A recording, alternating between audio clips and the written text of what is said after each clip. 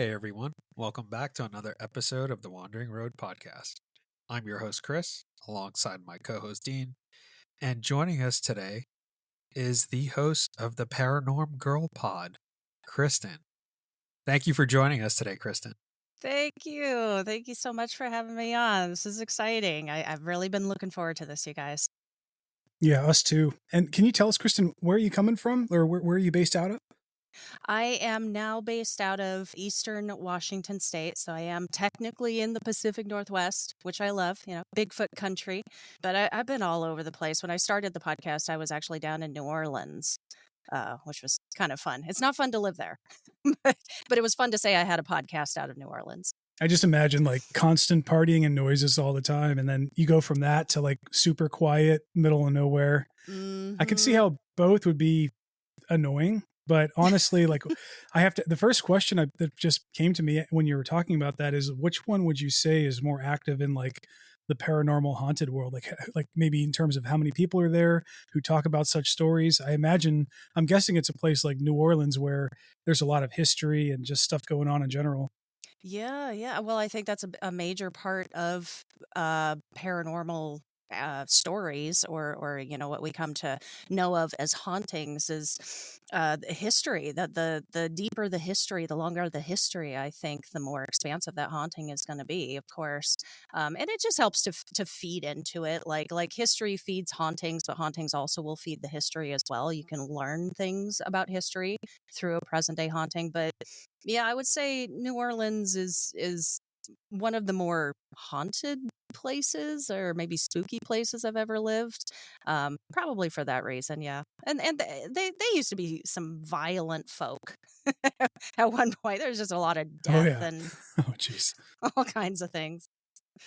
And that's why they overcompensate by partying their heads off. Yeah, I guess. Yeah, drink to forget. It's funny that you mentioned New Orleans. I was on TikTok and I went on this like rabbit hole of people talking about vampire encounters down in New Orleans. Do people actually dress as vampires, or is that kind of like a thing down there? Do. I guess it depends on what level of vampire you want to be. New Orleans has a huge vampire community.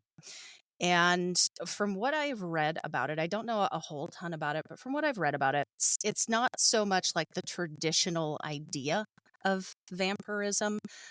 Some of them claim to be energy vampires and are like proud of it, like it's a good thing. But they require people to be their source of food, and they just suck the ever-loving life out of them via their energy. Some of them do partake in like blood drinking, consuming a little bit, but it's not like to sustain themselves or anything. Yeah, until they get sick and end up in the ER. Right. I don't know. There's a lot of nutritious things in blood, but yeah, it's not like as far-fetched as the traditional idea of vampirism. Were you one of the vampires? No. I was going to say, Kristen, you knew a little bit how much blood tastes. I know. I'm like, I don't know much, but here's everything. No, I'm not cool enough to be a vampire. I am a super dweeb. I'm actually really geeky, and I think you got to be kind of cool.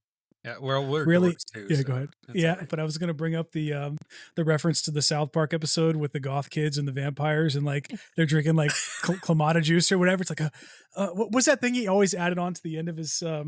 He's like per se, something like, "Is this blood per se?" One last funny reference I have to bring up before we get down to the meat and bones is I actually didn't know that there were such a thing as people who actually believed in emotional draining vampires, or like energy vampires, because the only time I've ever actually heard that referenced is from this hilarious show, What We Do in the Shadows. Have you guys ever seen that show? Oh my God. It's, if you like comedies, and like this is a dark, hilarious comedy. It's one of the co-creators is the guys from Flight of the Conchords. I think it's Jermaine Clement or something like that. And that other Aussie guy or New Zealand guy who was he was really popular for making a lot of movies in the last few years. But it was based off of this movie called What We Do in the Shadows, and they turned it into a TV show, and it's so funny. I think it's HBO, but if you need a new show to watch, like, you got to check it out. I think it's like 5 or 6 seasons. This is going to be the last season, and it's absolutely hilarious, talking exactly about what we're talking about. Are they vampires in the show? Like, are they Yeah, part they're of the like community? Okay. yeah, they're an actual, like, they're in New York City, and they're like hidden. They're like trying to stay hidden, and they're supposed to be like, they're part of this global conglomerate of Dracula, or like vampire whatever, and then like their section is New York, and they're supposed to have conquered it years ago, but they kind of just like are playing around and like messing around, but they're serious as well, so they're like just trying to survive. It's actually really funny. Oh, right on. Yeah, that sounds like something I would actually really enjoy. I do. It's like a guilty pleasure. I'll watch shows like that, like vampires or werewolves or, Sasquatch now that I'm through that season. I enjoy it. Yeah. True Blood. I'm sorry. I really loved it. I did. I love True Blood. Yeah. I was about to mention True Blood. I was like, oh, Louisiana. Uh-huh. Mm-hmm. Same place. It just a really good show. Listeners, if you haven't watched True Blood and you like vampires, skip over Vampire Diaries. I know everyone goes crazy over it. True Blood is better. True Blood is the goat. Indeed it is. So that was a nice little intro that we got there. We did not expect the New Orleans aspect, so we really did enjoy that. I'll pop up with some randomness today, I'm sure. That's always welcome. Yeah, we need that. Yeah. But Kristen, I wanted to ask, how did you get into the paranormal and cryptid type of world? Well, once upon a time, the paranormal, that's been a lifelong fascination, of course. I know it's a cliched thing to say that, I've always been interested in the paranormal, but I have, because that's how I was raised. I had a very influential mother who fostered that fascination in me, just based on the stories we would tell each other, kind of just the conversations that we would have when I was growing up. And our thing, I will say, like, cryptids and Sasquatch wasn't necessarily, and we could probably get into it a little bit later, but it wasn't necessarily what we were talking about when I was growing up. So that would become a new subject for me. Our thing was always like ghosts and afterlife theory, and just really deep questions, stuff like that, like astral projection, and I don't know, just stuff like that, a little more esoteric, I guess, or mysticism, I guess. But yeah, so that early fascination, like memories of just sitting on my mom's bed, like as we were getting ready to go to sleep, listening to Art Bell. That was the late night talk show that was always playing, and just kind of growing up in that feeling, that area. That led to down the road when I, got out of the house, went to college, and kind of went through like a skeptical phase, like uber skeptical. It was just the people I was, around the most, and they were very, like, just very analytical, logical, skeptical type folks. So that's when I really began to question what it was that I thought that I knew about it, or like my passion for it, my fascination with it. And so that was that area of it. I never really lost that, like, kind of interest in it. So that kind of came full circle around the time that I would start my show, because at this time, I'm early 30s, no, late 30s. Oh no, I'm so much older than I thought. Later 30s. And I had this fascination. I'd just come from this like decade long span of time of being skeptical, not really knowing what I thought about it. And then COVID hit, and it was just like this fortuitous meeting of all of these worlds of mine, of loving the paranormal, not knowing what it was, thinking I never really had those kinds of experiences, being interested in just soaking up as much education as I possibly could about a subject. And then I liked the idea of podcasting. I wanted to start a podcast. So I was like, well, I mean, this would make a really good podcast. This would make something I would really love to listen to myself. Let's learn about the paranormal this way. So you said something really interesting that I want to latch on to there, that when you were younger, this was something that your mom talked about. Mm-hmm. People sharing their paranormal experiences It's usually the opposite. Yeah, In the they sense don't. that, like, a kid will go to their parents and they'll be like, "There's someone in my room. There's, like, this shadowy figure." They'd be like, "Oh, it's your imagination," but it was actually fostered in you, it seems Yep. like. Yeah. So, if you can recall, what were some of the things that your mom shared with you that caught your attention? Yeah, actually, I don't think I've ever shared this one experience that she had until the show. She would write it down for me, and I would tell it as a story. So something that she did tell me had happened to her when she was like in her 20s or 30s. She was driving a car in the snow, and she was being followed by her husband at the time, and they had stopped at this intersection, and she said that she looked both ways because she was going super slow because of the snow, didn't have snow tires, looked both ways to make sure it was clear. And then she went to pull out to the right. And all of a sudden, she said it wasn't there before. There was this truck literally just careening right towards her. And she said she saw them not hit, but like their hoods go through each other. She pulled off. She like poked her head out, and the guy in the truck had pulled off, and he got out, came over, and was like, "Are you okay?" And she's like, "Yeah, I don't know what just happened." He was like, "Yeah, I don't know what just happened either." And then that was it. Like, so that was one story that she shared, and I don't know. I think back on that story, I'm not sure exactly what that was, if it was like a glitch, a glitch in the matrix kind of thing, or timelines overlapping. I don't know. It's just one of those strange stories you hear that can kind of get your imagination going and get you start asking those questions. Um Another like kind of experience that she told me about that also got my imagination going, had me questioning, was when she saw The Exorcist for the first time. She saw it in the theaters. Okay. And she said after that movie, she slept with a Bible like to her chest for a week following that movie. And I distinctly remember this conversation, hearing this from her. And that was really the first time I sat down and really started thinking about like demons and dark energies. And is that real? Like, can that possibly be real? Those kind of things, not crazy things happened to her, but still enough that like, yeah, these were like safe conversations to have because she had experiences as well. It kind of sounds like what was going on was for better or worse, she was the one to experience these direct things up front that Mm, probably sounds like scared the crap out of her, but you got kind of like a secondhand experience, and I'm guessing it piqued your curiosity more than it frightened you. That's kind of oh, what it, for is that sure. what I'm getting at? So that's Yeah, interesting. So because yeah. you sound very like very down to earth and very articulate about all these experiences and things, whereas not everybody gets that, and I think the people who aren't like that are the ones who experience it firsthand, like out of nowhere. But Mhm. you've eased into it, so to speak, and you have more of a grounded, holistic view of everything. And I think that's actually an interesting perspective. Oh, well, thank you. That's actually a really nice way to put it. I appreciate that. I guess it's like anything else that you grow up with, like as part of your world. It's not so weird to you. It's not strange to you. It's not out of the question.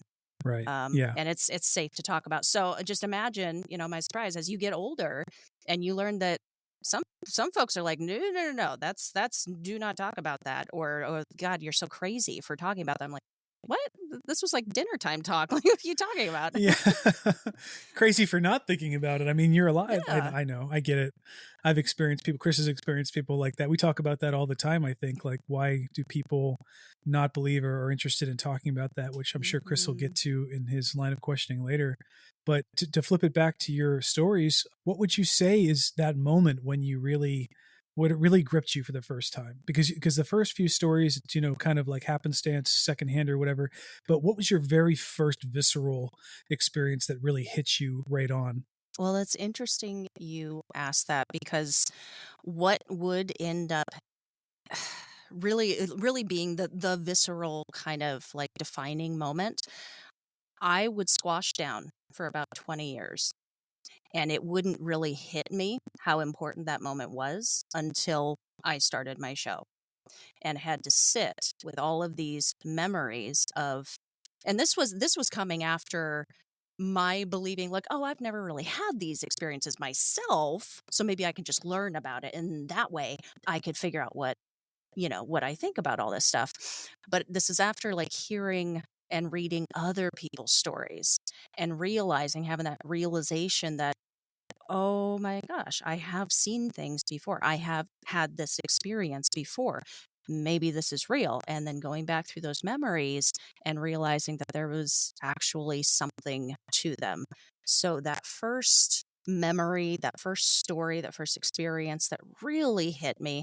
I'm not going to go too detailed into. I've told this story a few times and I always feel like, oh my gosh, it's so rote. But you guys have never heard it. This happened when I was like 14 years old and I was laying in bed asleep. It was very, very, very early in the morning. It was still dark. And I woke up to this figure at the foot of my bed. And she wasn't quite a shadow person and wasn't quite, I didn't know what it was, I guess. I've always called it a shadow person, but it wasn't that because I could still see features on her, like bits of hair, bits of jewelry. And in that moment of staring at her at the foot of my bed, the realization was that I knew her. She was my friend from school. And that was weird because it was very early in the morning.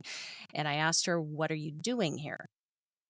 And she just stared silently back at me, didn't say anything. And that's when I realized this is not my friend from school. This is something else. And then I got very scared. And in that kind of state, I don't know what you call that vogue state. It's not quite fully awake, but it's definitely not asleep.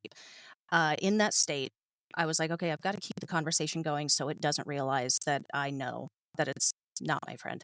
And so I asked her, what time is it? And she looked down past my shoulder. At the time, there used to be a digital clock on a nightstand. She looked down at it, turned her head, turned it back to me, and she's like, it's 3:50. And right as she said the time, my everything, like, it was going black, like I was immediately falling asleep. My head fell back on the pillow, and in my head I'm screaming, don't fall asleep, please, it's still there. Head hits the pillow, and that's when my eyes spring wide open. I sit straight up. I'm like heaving air in and out. I'm looking around, there's nothing in the room, and I'm trying to calm myself and start to go back to sleep. And I'm like, ooh, what a weird dream. And I go to lay back down and I turn over on my side toward the clock and it says 3:50. At Heavy. that time, you make all kinds of excuses for these weird things that happen. Oh gosh, I was half asleep. Maybe that was it. It was a weird dream. Maybe it was just a very realistic blah blah. You make all these excuses.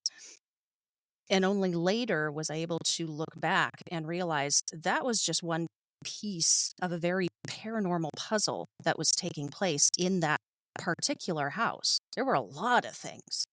And when you group all that stuff together, it's like it's almost too much to not be something. So that was a part of it. So yeah, I look back now and I'm like, yeah, that did happen. That was real. That was a defining moment for me because that's the thing that I remembered. That's the thing. I mean, the only conceivable way that you could will or like kind of explain that away, which I'm not trying to do, but like the only way you could, if you were a skeptic, is to say that you were semi-conscious, you looked at the clock, you fell asleep, you forgot you saw the clock, and you woke up and you had this weird thing where you dreamt. But that's so unlikely for you to hear that something, like even your own brain telling you that it's a certain time, Right. and then for you to fall back asleep, and then even if you woke up immediately and you looked at the clock and it was like, it seems so unfathomably unlikely. The skeptical arguments, there can be skeptical arguments for all of the things that I could tell you about that happened in that house. But on the other hand, like if I sat here and listed out to you every single thing that happened in this house, and you're, not you, but like you as a skeptical person looking at me and like, oh, okay, well, that was your imagination. Okay, well, this next one was you were half asleep. Okay, well, this next one you were drinking. Okay, but you know what I mean? Like, how many times do we excuse it before you just look at this conglomerate of things? Right. To go off of that, the whole skeptical aspect, because when I went through what I went through, I was kind of similar to you in the sense that, like, hey, I suppressed it for a while. And then started the show last year, and it's like a rush of things just come back to you. Yeah. And then like you talk to people that were in the home, and they're like, no, that they corroborate the story. Right.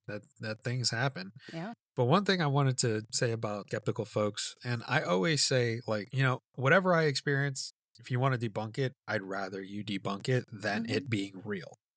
First off. But one thing that like kind of gets on my nerves is the people that are facetious about it. They will find everything to downplay what you went through. Right. Like, oh, you're hallucinating. Oh, you're this, you're that, you're this, you're that. And it's like, one, I'm not hallucinating. I wasn't on drugs. There is no gas leak in my home. Believe me, I would know. There comes a point where it's like, okay, we have to admit that something unexplainable happened, and we just have to do our best to understand and keep moving forward from there. Yeah, yeah. So you began last year. Have you gotten to the point now where, because you're paying attention, you do notice it more frequently? Like you pick up on these things and see just how prevalent paranormal occurrences are? Yeah, that was an eye opener to me. It's like once you open your eyes to it, it's almost like you can no longer deny it. And that's the point that I have arrived at, where now, like, I can do more than enough research on a subject, even if I have not seen it myself. It is beyond a shadow of a doubt to me, because of my own personal experiences, that I know something weird is going on. I know not all is as it seems with our reality. There is something else taking place. So even if something like UFOs and aliens, I've never seen a UFO, I've never met an alien that I know of, but I have enough information about a subject like that, I'll stand by that 100%. It's real. It is. And I feel like I can, because of these personal experiences that I know for a fact are real. Like an out-of-body experience, I can tell you later, but I know for a fact that happened. I cannot deny it. And because that can happen, like, there's no reason that this other stuff isn't possible, Yeah, I'm 100% with you. Like, I think that there is something for sure. And as we all get older, it's not just hearing these stories, it's just becoming more aware of the things going on around you. Yeah. And you also have that additional factor as you get older of likelihoods and things that seem to repeat. I can't tell you how many times I've been, even in this podcast, like having a conversation with somebody and you say the exact same turn of phrase, or then you start thinking about, well, how does my brain work? Why do I keep devolving into this same series of like quips that come out in the same inflection in the same way? And it's kind of scary to think at that level that there is something out of our grasp. I wanted to ask one more question about that particular experience. Sure. About the figure at the foot of the bed. So the other thing that you said that I found absolutely fascinating, I've never heard anybody mention before in their story, was you were aware of the fact that this was strange, even in your subconscious, or like even in your dream, or your fugue state. Yeah. So in that moment, you made the decision, I need to not let this thing know that I'm aware that it's not what it wants me to think it is. If that makes sense. It wants you to think it's something else. And you made that calculated decision to try to hide that. Did you ever reflect on that again? Are you typically that deep of a thinker in your day-to-day life? Or it just seems interesting that you had that wherewithal to have that thought, or your dream state. Yeah, I don't know if I'm typically that deep of a thinker. I think we pick up on things because, like, in that moment, nothing was said. It didn't say anything. It didn't even move. So how did I put that together so quickly? It was just a knowing, I guess. Just these things that you unconsciously pick up on. I don't know. I don't think it's a psychic thing. I think it's just, I don't know, maybe body language, maybe just, I don't know. It's just a realization in the moment. Right. And you just made me realize I said vogue state before. It is fugue. I'm so sorry. That's okay. I was like in that vogue state. I'm like, I actually heard fugue state. So like, don't worry about it. Yeah. You knew what I meant. I knew what you meant. Yeah. Yep. But now that you've piqued my interest, do you mind sharing more experiences that you had in that home? Sure. Nothing so detailed as that, but I will say it was a regular occurrence in that particular home. And it's important to detail out that particular home, these things happen, because I've lived in perfectly normal houses, not like this. This place was especially dark. I remember it being like very hard to get natural light. There were windows everywhere, but like it didn't matter. It was just so dark. It was a regular occurrence to have just horrific dreams. I dreamed of my own death a few times in that house. And we were only there for like a year and a half or so. And another particular instance, I was lounging out in the living room, sitting there reading or something. And I heard my name being called from the kitchen. And here's another one of those moments of just knowing. It sounded like an old friend of mine from like grade school. I was like, oh my God, Leanna's here. That makes perfect sense. She's only like a couple of states away. That perfectly makes sense. She must be here to surprise me. She's trying to like yell through the window in the kitchen because the door's locked or something. So I ran into the kitchen like all excited because it was her. It was her voice. Obviously, nobody is there. No, nobody was there. Let's see. Oh, the kicker on this house. After we had left, after all was said and done, I would hear through the grapevine years later that this house ended up burning to the ground. I don't know the story behind that or why that happened, but it's just like, boy, there was a lot of stuff that happened on this property. and then it just burned down. I don't know. It seems dark to me. Did you ever have any interest or have you ever looked into the history of that house before it burned down? Like, do you have any idea how old it was or who was there before? I don't. It was an older model, like a mobile home that had like attachments. So it looked like a square home, but like the base of it was a mobile home that looked older. I have no idea, and I've never looked into the actual history. I did look into the history of another home that we lived. This was when we were in Montana. That's where I spent a lot of formative years. The other home that I would classify as like having been haunted, I did look into the history a little bit on that one. That one was kind of tucked out in the woods a ways, and it was damn near right on top of an old settlement. Like there was still like garbage and refuse from this old settlement, like old blue bottles and just like really, really, really old, just like type print, little pieces of paper and labels and stuff. It was that place was just spooky. It was a whole thing with the property, not just the house. That whole experience you talked about with someone calling your name, that just gave me goosebumps because that happened to me quite a few times where I grew up. So I definitely get the feeling. It's like, oh, that voice sounds familiar. And then it's like, wait a minute. They wouldn't be down in my basement. Yeah, like who is this? What do you want? Did you ever figure out what it was? We think it was whatever it was is still there, but I personally think it's demonic. Oh. Yeah. Okay. Yeah, I really do. Just based off of like it's one of those situations whenever I talk about it, it's like something is just like staring at you. Mm-hmm. And it's not a welcoming feeling. It's very unsettling. It's like, okay, maybe I should stop talking about it type of situation. Oh. See, I don't know if I've ever encountered anything that I would term demonic. I'll be, blunt about it. I have done a season on demons and possession, and where I arrived at the end of that season, I wasn't quite sold on the traditional idea of what a demon is or what demonic means. That is not to say that I don't think there are not dark, evil energies out there, trickster elements out there just to mess with us.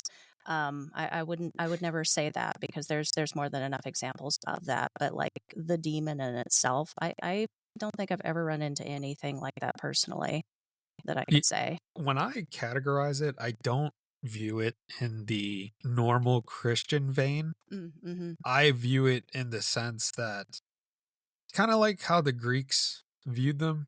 They're just very powerful because that's where the root word comes from, daemon, in the sense that it's something so powerful that it's beyond the capabilities of some sort of human spirit.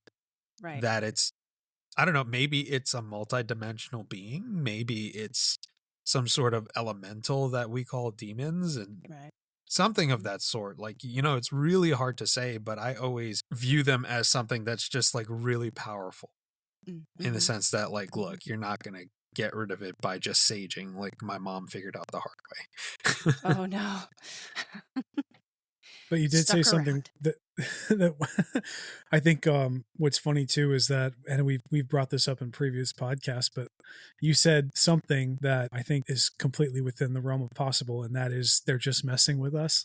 It's like it's the equivalent of a multi-dimensional pantsing, or like, hey, remember those dumb humans in the third dimension? Like, let's pop down a couple dimensions, just screw with them for a couple, and then we'll just have some fun, and it's just all, and then they'll think we're demons or something, and I don't know. I think that's just as possible too. It might be on my mind that, like, I was introduced to this concept as an entity, the trickster. There's this trickster element to some of these experiences. And I was introduced to this back in the UFO and alien season, actually. And it's always it's just stuck with me since. And it came up again in the Sasquatch season because there were just certain or certain stories and experiences that could not be explained in a traditional sense. And so I thought possible it could be lumped into this more like trickster entity kind of pool. I don't know. I've been thinking about the possibility of that. And it would be the greatest prank ever because, throughout time, throughout the centuries, if that is a thing, if there is like just this entity that goes by no name, it doesn't have any form, and its sole purpose is to mess with humans. It's like intricately tied to us somehow, but like this is what it does. It specifically involves itself in our lives to trick us and mess with us and try to throw us off or something. And it can come in all kinds of forms and just do different things. And it's massively powerful. Like, I don't know. I've been thinking about that. I've been tossing that idea around a little bit because ultimately at the end of the day, I think a lot of this paranormal, there's a through line to it. I think there's something that ties it all together. Yeah. And I think that also to go off of that, I think that we happen to live in a time where I don't want to call it like we're smarter than the average human in the past, but I think that we have more information and the ability to hold more information, like informational capacity in our brains on average. Yeah. And I think that it's very strange that just around the time that we started to get the internet, like I grew up when the internet was harbinging, it was like the 90s or whatever, like the modem and all that stuff. And people were figuring out what the World Wide Web was going to be and stuff like that. And now we have this unbelievable explosion in the last 20 years of technology. And then you have shows like Black Mirror, and you have these concepts about being stuck in a little box, your consciousness stuck in a box that every second is 1,000 years, or something so heavy that that it's unlikely that it's unlikely that anybody in the past as humans ever had the ability to conceive of such a thing because they didn't even have technology. Yet here we are in a time where we can totally conceive of your example, where there's some big bad entity that is completely just messing with us constantly. And no matter what we do, there's no escape. It's just, and then it's interesting how that inevitably will devolve back into the idea of like heaven, hell, and all that stuff, which I don't personally subscribe to for sure. We just had a good discussion about that in a previous recording recently. Yeah, I'm a bloody heathen. I'm just, some might call that open-minded. No, I'm just kidding. No, but we did have a good conversation about that. Like, just assuming that if there is an afterlife that has some kind of punishment, there has to be some kind of purpose to that punishment. And it wouldn't just be like a meaningless punishment. But we come back to the heavy concept that you kind of instigated, Kristen, which is maybe it is just a meaningless, like maybe it is just like a trickster God who is just one step above us who, that's a terrifying thought. That's so dark. That would be a terrifying thought. I guess I'm not thinking of it as like a trickster God. Bill Hicks, rest in peace. But I think there's so much more to what reality actually is. So much more to all of these experiences that our little brains cannot comprehend what all is actually going on here. So we have to kind of dumb it down for ourselves and put put it in little boxes and term everything and describe everything, so that it's conceptual to us, so that we can understand it. So I guess that's all I'm doing. I'm trying to understand, okay, what else could possibly be going on? What else could be tying the paranormal together? But yeah, I you know what? I'm a heathen too. I don't really subscribe to that version of events. Like a heaven and a hell, and you're punished for eternity. Because I don't know. Because I guess I do think there is a purpose. There is some purpose. I don't want to believe there isn't, but Yeah. I guess I guess Look I at the don't know. smile on your face, Dean. What are you talking Somebody about, on man? your side. Dude, I'm just living life and finally talking to somebody who resonates with me a little bit. I'm just fucking with you. I know, man. I'm just fucking with you. Going off of that, what was your upbringing spiritually or religiously, or were you kind of just able to navigate on your own? I was kind of left to my own devices on that. We certainly did not go to church. Not that I have not experienced that. I had a mentor for a while there. I guess you would call it a mentor, friend of the family. I don't know. And they were very religious, and they wanted to teach me about all of the different religions. And so for a span of time there, I was kind of forced to go to a church service, like a different one every Sunday. And there were some interesting aspects to it. I did pick up some things, and I learned quite a bit. But beyond that, yeah, I was kind of left to my own devices. My mother obviously did not push any. She didn't subscribe to any belief system herself, and so she did not push anything like that on me. It was just a very open-minded, find whatever suits you kind of feeling, I guess. So is that it was accepting that there is something. Like, obviously we talked about the afterlife, and my mother did believe in an afterlife, not necessarily like heaven and hell, but that there is existence beyond the physical form. So agnostic, I don't know what you would call that. Yeah, I mean, I think that I can also say that I grew up. I probably straddled a little bit of both of what you've experienced, but I also feel like I had some people in my life who were more aligned with how you grew up, Kristen, which is, it sounds like it's more left to your own devices to explore and conceive and think about the things you want to think about, and just explore in general, like the philosophical nature of reality. And I think that, like, it's interesting that all three of us kind of arrived at a place where we can be respectful and understand each other and talk about these experiences. Like, it's like me kind of one straddling both one or the other. Chris more Catholic, Kristen more open to different possibilities and stuff like that. But we all come together and we all share these similar experiences that are paranormal in nature. And I guess that kind of flips to a good transition to another question for you, Kristen, which is, have you ever met anybody who maybe you talked to where they were skeptical at first, and then as time went on, you talked to them about certain experiences, or maybe they even opened up about things could be happening in their lives, that they kind of flipped to the other side and said, like, oh, you know what, I think maybe things are a little bit more unexplainable, and there could be more to what's going on. Yeah, kind of. I've had listeners who have written me to tell me that because of my show, I have caused them to be able to think and question what they thought they knew. Just to think about it open-mindedly. Just more questions about that. So not so set in their ways. So maybe not like totally flipped over to another side, but I've provided some wiggle room for them. One particular instance, though, was actually my sister. I took her to a Sasquatch festival with me, and this happened just this year, Squatch Fest. And she is a non-believer in Sasquatch. Was. And I took her to the convention, and she was having a great time. I mean, she'll have a great time anywhere, and she was enjoying talking to everybody.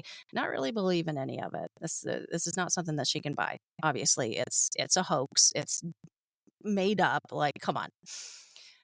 I took her into the auditorium with me where I was listening to some of the speakers talking. And one speaker in particular I really wanted to get to listen to was Michael Freeman, who is the son of Paul Freeman. He was a huge name in Sasquatch back in the day. And Michael Freeman was talking about this particular video. He was talking about this particular video that his father was well known for, where it captures this Sasquatch kind of walking across the frame in front of the tree, and then it goes into the shadows. And then later on, he's like crawled up the hill or the path a little bit, and he captures another one kind of tucked into the shadows. And there was always this rumor about there being a baby in this footage. I'd never seen the baby before. I'd seen the footage. I didn't notice a baby. So we're sitting there, and my sister's right next to me, and we're watching it like happen. The first Sasquatch walks across, and I can hear her in my ear like, fake. Like that. And I'm like, just wait, just watch. And it goes to the next Sasquatch tucked deep into the trees. And we're sitting there, and this is a big screen, so you can clearly see a lot more detail. Big screen, and we're watching it. And I'm watching the Sasquatch, and for the first time, I see it. I see the baby. It's clear. You can see it swing up, legs dangling, something grabbing like a shoulder up by Mom's head. And my sister got real quiet. She saw it too. She's like, "Oh my God, that's a effing baby." Like that, just like sold. It was immediate. It was just immediate. That's an effing baby, like that. And she walked out of that convention a believer. So I don't know if I had so much to do with that, but you need to make that into a T-shirt. You need to make that into a T-shirt with the baby squad. I'm being PG for your show. I don't know. No, we say just we swear all the fucking time. Oh, brilliant. And what's kind of interesting is that, Dean, you mentioned all of our upbringings. And yeah, I'm Catholic now, but dude, I grew up in a household with there was Jewish people. That's true, huh? My dad was Hindu. Yeah. Like my mom was Catholic. Right. My cousins are Muslim. So I kind of had the blend of it. I guess kind of like your sister there, Kristen. I wasn't a believer. I denied it at first. I was an atheist for a very long time. Oh, wow. Just because of what I like to study. I like to study history, ancient history, modern history, World War II, and then you see all this crazy shit happen. And then, I get those experiences, and that was kind of like my oh shit moment. Similar to your sister with the oh shit moment with the, that's a fucking baby. Yeah. type of thing. Yeah, so there's always that one type of situation, whether it's a buried memory or some sort of event where they'll be like, okay, this completely changes my perspective on everything that I know. I like that terming it the oh shit moment. I like that. Yeah. I'm gonna steal that. Yeah. No, please do. Yeah. We'll all put it on shirts. With the Bigfoot thing though, I like to talk about Bigfoot occasionally too, because it's something that, first of all, I feel like I'm not going to say this. I'm not going to say this facetiously, but I'm just going to be literal. I feel like it's been done to death in the last 20 years. I remember growing up in the 2000s, there was always a Bigfoot documentary on the History Channel, and I was enthralled with Bigfoot when I was a kid because it was so fascinating that there could be some giant creature out there that is somehow evading the rest of humanity. But then it kind of fell by the wayside for me until I started doing this podcast with Chris. I'm not familiar with that footage you speak of. It'd be interesting to see that. But I do think that Bigfoot is something that we should talk about at some point, and maybe this is a good opportunity to delve into it deeper. I guess one question that I would ask is, what is your take on it? Kind of sounds like you are more open-minded to the concept that there could be a Bigfoot out there avoiding humanity, or a Bigfoot clan or something. I won't give away all of the reasons why I think this. People can catch the conclusion episode of season 6. So this is another subject. I've never had a personal experience with this creature, but I have learned enough along the way that I think it's out there. Absolutely. I think it is very, very rare. It's a small population, which you've heard. Of course, a lot of people say that. I think it's very, very rare. I think it has evolved to the point where it knows how to avoid us, and it wants to avoid us. It is literally for their survival. It has evolved to survive in this way. Nocturnal, omnivorous. It can eat anything. Stomach of steel. That's how it survives out there. Although there's more than enough food out there to support an animal of this size, despite what the skeptics will tell you. Gigantopithecus, I think that's a brilliant explanation, and I think that totally does make sense. to explain it. Where I landed though on that, just like, Australopithecus afarensis, like that's an early ancestor of ours. If we saw one today, we wouldn't recognize it. It looks nothing like us. It didn't have the capacities that we do, anything, but it's still the bloodline.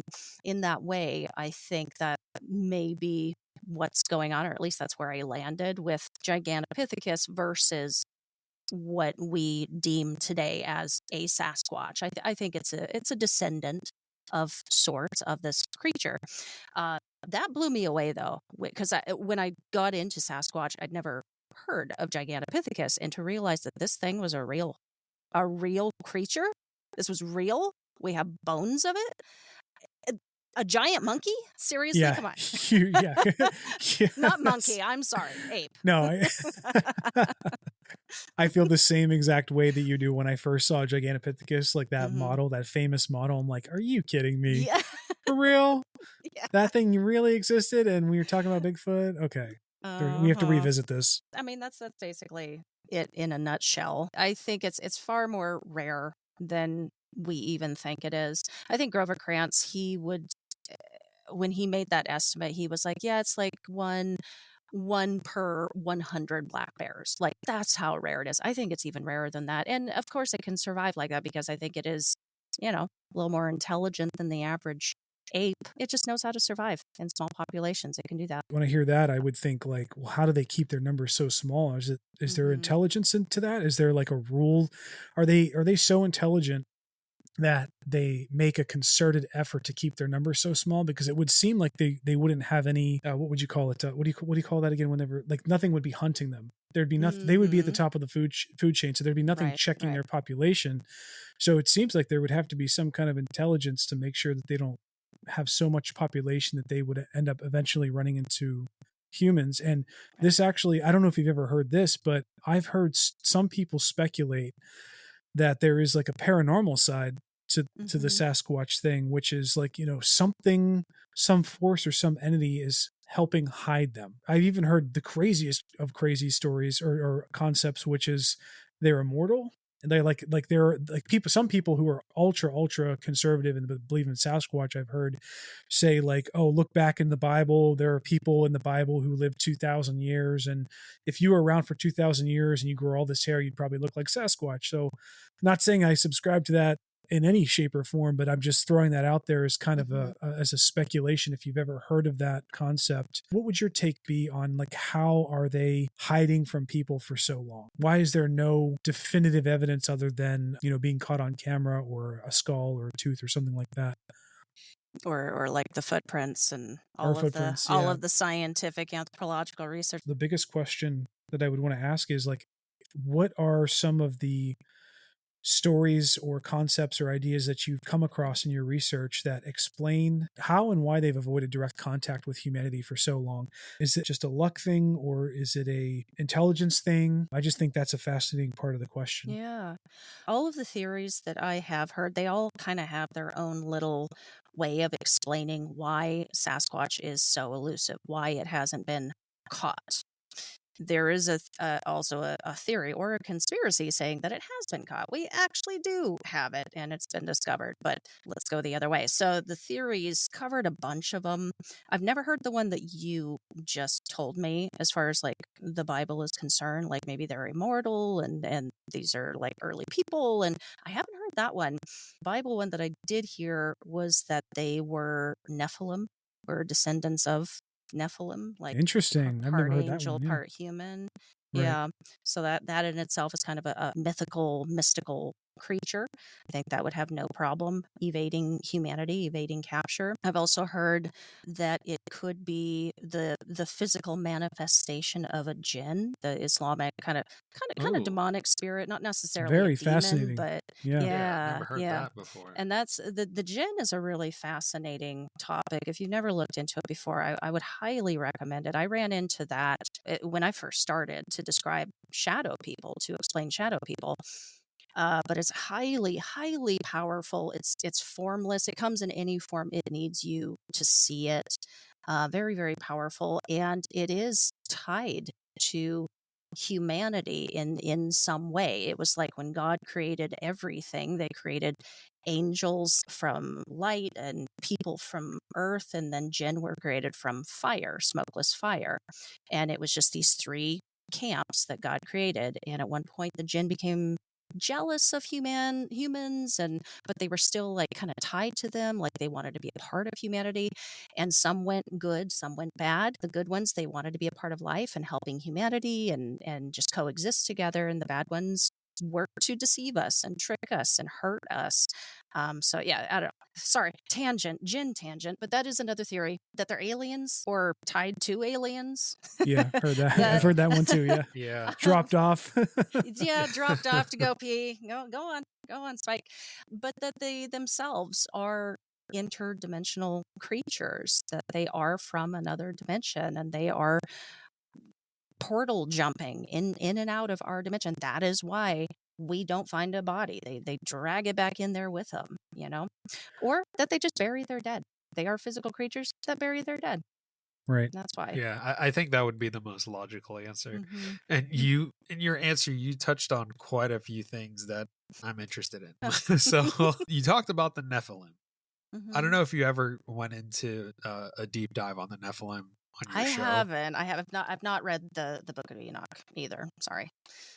Yeah. So essentially, long story short, the Nephilim are a product of women and fallen angels. Mm-hmm. I would say like the Minotaur would count as a Nephilim, and Cyclops and giants. And then you hear of Goliath being this huge Philistine that David kills with a slingshot. Mm-hmm. He's considered a Nephilim because he's so big.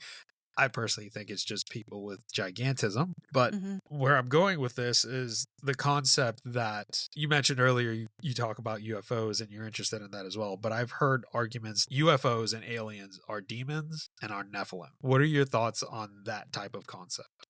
No. No. Just no. Not gonna touch it. I heard the aliens are demons. I have not heard aliens have anything to do with Nephilim, but the aliens are demons thing. Why is everything a demon? Like, why? Everything? Yeah, Really? I get. I'm with you 100% because I think it's just a way to kind of simplify everything to fit into your own narrative. Yeah. I think there's more than enough evidence that it's not that.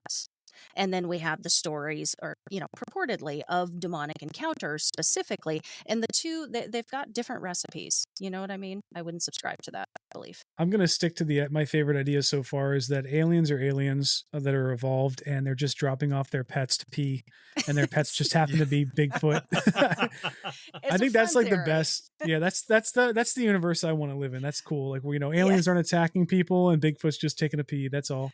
Yeah. Well, in the multiverse, somewhere out there, that is the reality you live in.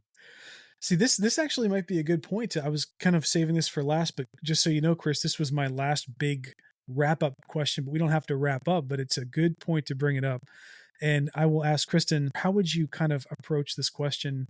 Do you have a reality where humans exist and we have stories, not only like religious stories and across different cultures and religions and time, you also have Bigfoot sightings, Yeti sightings, cryptid sightings, and you also have aliens and demons and ghosts, like a wild swath of everything you could possibly imagine. Is how do they all coexist at the same time? It's certainly something I have put a lot of just personal thought into. It's one of those questions or concepts that you could just drive yourself crazy thinking about what it could be. I've come across the simulation theory more than enough times to think that is a highly likely possibility. I think it's totally possible. Absolutely. Do I want it to be a simulation? Heck no, I don't. But that would only leave that we live in this base reality, and it's totally real. It just is. Life is, existence just is. This is what it is, and we are just living through it. We're just experiencing it. It's not a program. It's not a computer program. It just is. So what are all these other things that are happening? Well, I think reality is not what we think it is. We know nothing about what actual reality is. We couldn't even fathom. And what actual reality is it includes all of these things. It includes all of these things that we do not understand. It includes things coming through different dimensions, different dimensional beings that we cannot understand because they are not physical like us. We don't understand anything outside of the physical. So we're not even close to understanding all of this other stuff. But simulation theory does explain a lot of it. And we're just here to ride the waves of reality for however long. I think there is a point to all of this. This is just my own personal beliefs. I think, because I want to believe this, I think there is a point to all of this. I think there is a direction that we ultimately head as these energetic beings experiencing the physical temporarily. And there is a progression of sorts. It's kind of like a big school. But I think what makes my brain catch its breath about that is this thought of infinity and of it just never stopping. And I console myself thinking, well, I think there could be a progression and there could be a direction with all of this and soul evolution and just a continuing motion forward. But I don't understand what infinity means. I cannot conceptualize that. If I could conceptualize it, I don't think it's quite as scary as I think it is right now. In my mind, in my physical human mind. It doesn't make sense to me now in my mind, and it's never going to until my dying day. It's not going to make sense to me, but I think when I'm there, it will make sense. That's an out. It's an out. I'm sorry. Yeah. Deep questions. I'm so sorry. That's like, this is a shadow into the maniac mind that I have constantly that I'm starting to suffer with. So, Kristen, we've gone down different avenues. We talked about Bigfoot, Jen, your paranormal experiences, but I want to touch a little bit on your show, The Paranorm Girl. Yes. How did you get started with that? And as you're doing your show, did it kind of change your perspective on your belief about the paranormal? It absolutely did. I'll answer that first because that's an easy one. And I realized that pretty early on. I thought I was a bigger skeptic. I still call myself a skeptical believer because I do like to question new concepts that I'm not familiar with. But I thought I was going to be far more skeptical just coming from that spat of time in my life where I was very skeptical.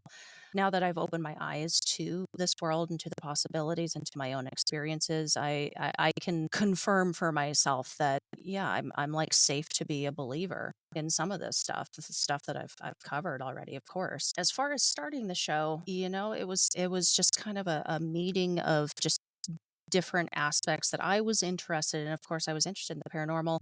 The couple of years leading up to that, I was a dog walker in Hollywood. And how I would pass the time while walking the dogs was listening to podcasts. And my go-tos were true crime and paranormal. The Paranormal podcast, Jim Harold, was like one of my all-time favorites. I've actually had him on the show, which was kind of just crazy, like dream come true. But these were the shows that I listened to. And then we moved to New Orleans and I continued listening on my drives to and from work. I worked in New Orleans, lived in Slidell. So it was like almost an hour drive each way. So I was just consuming these kinds of podcasts. And the idea, I don't know how the idea like that initial seed was born, but at one point I was just like, I would like to do this. I used to be an actor. I was an actor for like 25 years. So Wow. I've got this like performance this need to perform. I don't want to go back to acting, and I haven't since I quit. I've never wanted to go back to acting, but I still have this need to like present information and present a story for others to absorb and enjoy. And so I was like, I could do a podcast. That would be cool. What would I do it on? Well, this is my interest. And how would I like to hear a podcast in a different way than I've already heard it? Well, I could tear it all apart to its like nuts and bolts aspects, just totally tear it apart, do like this whole education of it over the course of a season, just cover one subject per season. And I've only come across one other show actually that does that. I just had her on my show. It was Laura Krantz, Grover Krantz's, I don't know exactly what you'd call her, great grand niece, twice removed, something like that. But she does her show like that. And I was like, oh my God, it's so freaking cool. That's kind of how it all came together. It was just kind of like a putting together of these pieces. Like, I want to perform. I like the paranormal. I don't know what I think. I want to teach others. And then Paranorm Girl was born. And I didn't know if it was going to last or not. I started out posting one episode every 2 weeks. I think it was a bi-weekly thing. And then it's just grown from there. It's taken on a life of its own. Yeah, it's kind of like the same thing with us. I kind of started this show and I was like, how's it gonna go? Then I brought Dean on and it's like, okay, well, let's start talking to people and let's make it like a safe space where Yeah. you're not gonna be judged. And listening to your show, which I do listen to your show, Oh, thank you. it's kind of that similar fashion where it's like, people come on, we have a discussion. I'm not going to call you a fucking moron if you believe something. No, it's all about talking about the paranormal and having a good time. Yeah. If you don't mind, I wanted to touch in a little bit about your skeptical phase. Okay. You mentioned that, you went to school, you're around a lot of academics. Both Dean and I, we went to undergrad together. We did grad school at the same time. So sounds like the three of us, we were surrounded by similar minded people. In that skeptical phase, did you find any embarrassment of being so into the paranormal in the past? How did you kind of get out of it? Yeah, I don't distinctly remember like a moment of running into that embarrassment, but I must have at some point because it was not something that I talked about to this group of people, this circle of friends, or my partner at the time. It definitely was not. I don't think it was something that he would have found acceptable, I guess. He was a bit more traditional. We talk about that more traditional upbringing where that's not something you talk about. And that's kind of where he came from. It wasn't like a huge loss at that time because it just wasn't a part of that world. And I was so busy with other things. But, it was a stark difference for sure from my early upbringing and that being a major part of my life. And that's basically it. Like it's kind of a downer to say like, no, I didn't actively join skeptical panels and like write skeptical articles or anything like that. It was not something that was part of my world or could be. That makes sense. That's kind of how I was at a certain point. It's kind of like, okay, it's better off to just leave it as is. Mm-hmm. So you don't have to deal with I don't want to say accusations, but people just being ignorant about it or just not entertaining the concept of it. It makes it harder to talk about something that you're interested in, a passion of yours or a hobby of yours when, the person's got that deer in the headlights look. You're like, you crazy? What are you talking about? Yeah, so much for being open-minded and an academic. Right. Yeah, I find it fascinating how so many people can live their lives, experience these paranormal experiences, and then just go about their day like nothing happened. I never understood that concept. And that's where I wanted to segue into this question. Why do you think people do that? Like you could have, for example, you'll have John Doe that lived in an old farmhouse for 60 fucking years and he's seen books fly off the bookshelf, things fall to the ground, people call his name and he's like, oh, there's nothing to it. I think it has to do with upbringing. It has to do with maybe religious beliefs that just cannot let you go there. It didn't happen or it's got to be something else. It has to be because then my personal beliefs are going to be challenged if this was real. So it can't be. People can very easily shut that down. I think far more easily if you are unwilling to give it the time of day and to sit and just really think about what just happened. This book flying off your shelf, or my name was just called. How do you explain that? If you are not even willing to give that some time to reconsider your own beliefs, you're already set in your ways. It's so easy to brush it off. You and I, Chris, did this for years. You had experiences early on. I had experiences early on. How was I able to squash that? There was a figure at the end of my bed. There were things about that experience I can't explain. A skeptic could, but I can't explain it. How was I able to squash that down for 20 years? You can if you're not willing to let that in. Right. I find it so fascinating that people are able to do that. I feel like it's something that you should address. Because it kind of takes a load off of your shoulders. I don't know if you feel the same way, but when you talk to like-minded people, we're skeptical believers as well. When people like share paranormal experiences and they're like smiling and giddy after they're doing it, I'm like, okay, you're just bullshitting me. Right. Yeah. Okay, that's where I'm going to be a little skeptical. But when you're talking to someone, like when you were sharing that story of someone or whatever that thing was appearing on the edge of your bed, you could see the expression on your face as you were calling back to that moment. And it's not something that, you want to relive. Right. Yeah. Yeah, some of this stuff is really scary. The only thing I will add on to the folks who can't or just won't psychologically, people hate change and they hate admitting that they were wrong. So, that boiled down, that's it. No, I completely agree. So going back to your podcast, if you had to pick one that was like, oh shit, this is a wild type of thing. I'm sure you've had a million and one of those. Like, what was like the story where it's like, oh my God. There has been so many. It would be difficult for me to sit down. Like I would need to sit and look at a list to be like, oh, that guy told me that story. That was crazy. I'll say there's been a lot of really incredible stories like that, like very scary, very spooky, like things I've never experienced. I totally believe them when they tell me. Just outrageous stories, these experiences that I have personally found in listening, like I could not explain this if I tried. Like it is real to me.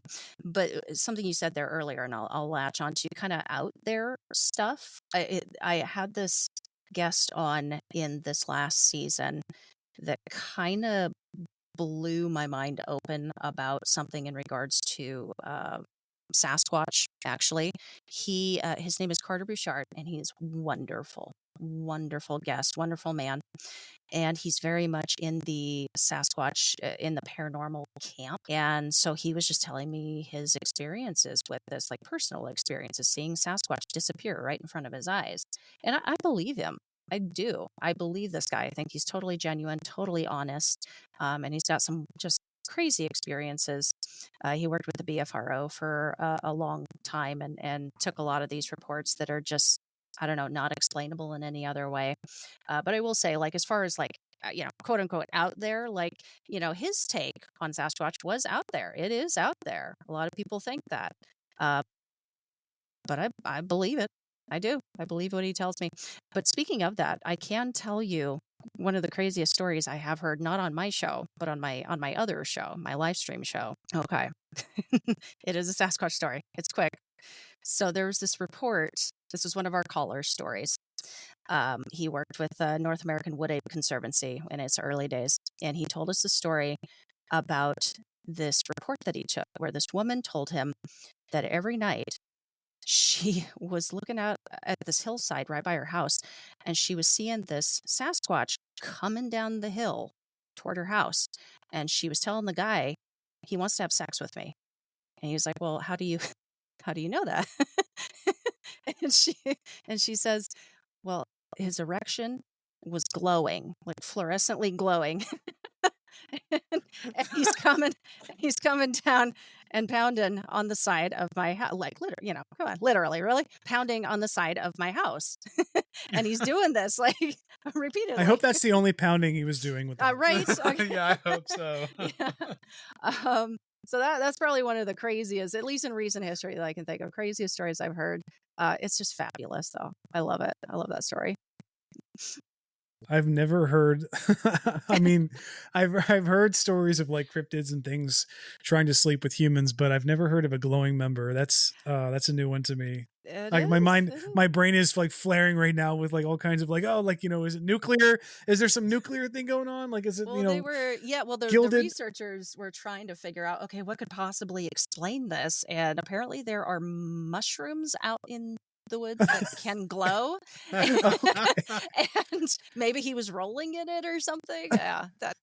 Or maybe she got into the mushrooms and there was some kind of hallucination going on. Possibly. It's possible. Oh. Yeah. Yeah. But that what is are my you other researching, show. Honey? Oh, just Bigfoot's glowing member. Glowing members, same old.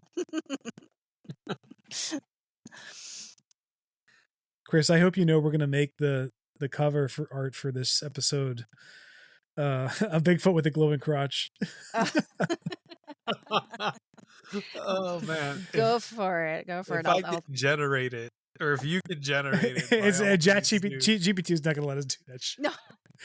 I'm gonna be trying to do it for an hour, trying to finagle with it, and oh god, that was a great Bigfoot story with though. glowing underpants, Yeah. chasing Yeah, lady little through PG. the woods. Little PG, yeah. Oh, I hope that episode doesn't get banned.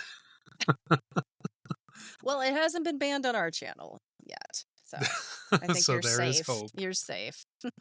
So, Kristen, I think the Bigfoot glowing wiener would be a good place to end. So, why don't you tell our listeners where they can find you and find your show?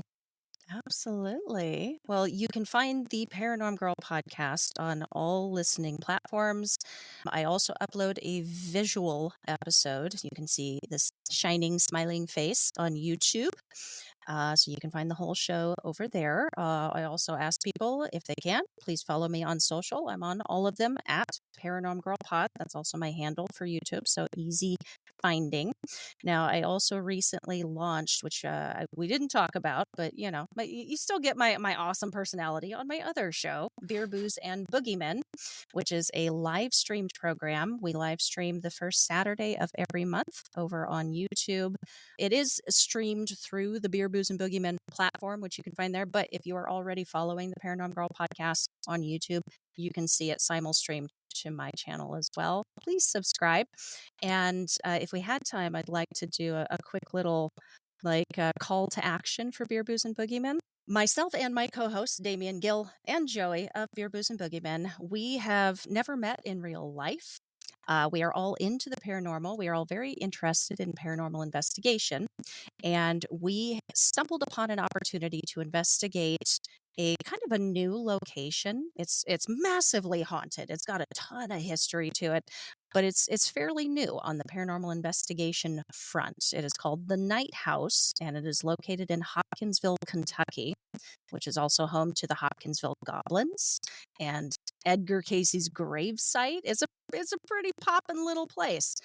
So the Night House, we are going to be investigating. It's a live streamed investigation on September 28th. And it's free for anybody to watch. However, there's going to be a ton of extras, a ton of extra content, and there are going to be multiple ways that people can actually participate in this live streamed investigation as if you are there in a RPG type fashion. You call the shots, you control, you send any one of the team anywhere you want on the property, in the building, to sit for an hour, talk with the ghosts solo, take any piece of equipment or not, just by themselves. And you have that power to do that. So you can participate in the investigation. You can make suggestions for us to do in the investigation. And these types of perks are included for donors of the campaign. We are trying to raise funds for travel expenses. I'm over on the West Coast. Two of the boys are over on the East Coast. So we're trying to get everybody there. So it's travel expenses and the property fees, which they have dropped for us because they're as excited about this event as we are. We're so grateful. But yeah, if your listeners can check it out, I'll have the link to our Indiegogo set up on all of my socials. I'll be plugging it in my upcoming episodes, and I would just love it if they would just check it out and see if a tear sings to them, and much appreciated. Oh, absolutely. And if you provide me that link, I will put that in our show description as well. So cool. You heard her here, folks. Give her show a follow. Give it a listen. I listen to it myself. It's fucking awesome. And you heard her call to action, people. Make this happen for them because I know I'll be tuning in. And Kristen, thank you again for being a great guest on the show. Yeah, great time, great conversation. Thank you guys so much. This was fun.